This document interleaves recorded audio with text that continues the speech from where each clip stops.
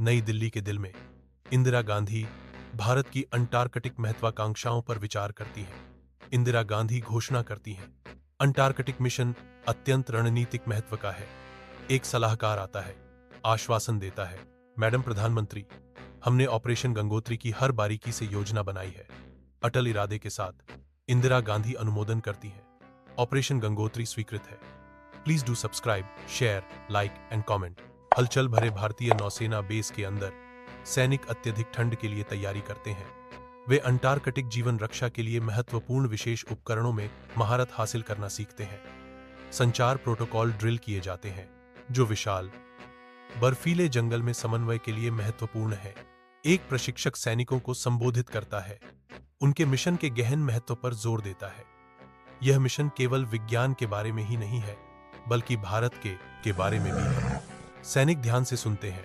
बर्फीले महाद्वीप के सामने अपनी जिम्मेदारी के भार को समझते हुए अंटार्कटिका के ठंडे विस्तार में एक नॉर्वेजियन जहाज बर्फीले पानी से होकर गुजरता है।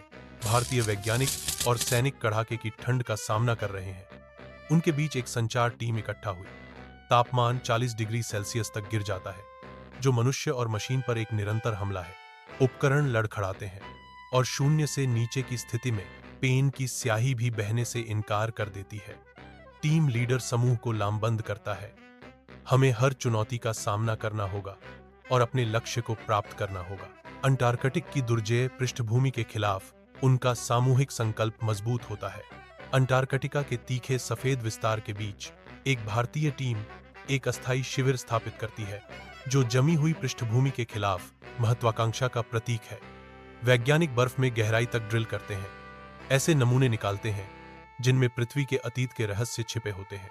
ठंडी हवाओं और ठंडी ठंड के बीच सैनिक सतर्क खड़े हैं, यह करते हुए कि वे अंटार्कटिका के रहस्यों को उजागर करने के लिए काम कर रहे हैं। एक वैज्ञानिक बर्फीले परिदृश्य पर टकटकी लगाए हुए है, उनकी आंखों में उपलब्धि की गहरी भावना है। यह एक ऐतिहासिक क्षण है।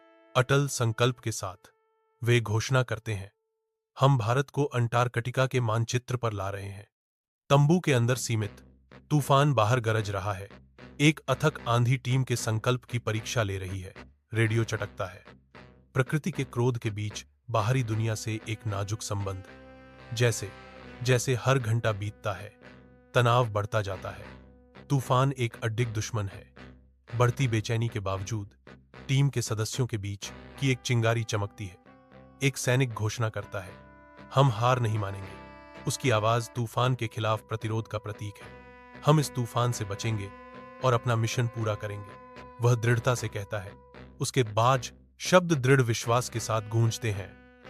अंटार्कटिका के बंजर विस्तार में तूफान का प्रकोप कम हो जाता है, क्योंकि भारतीय टीम तैयार खड़ी है।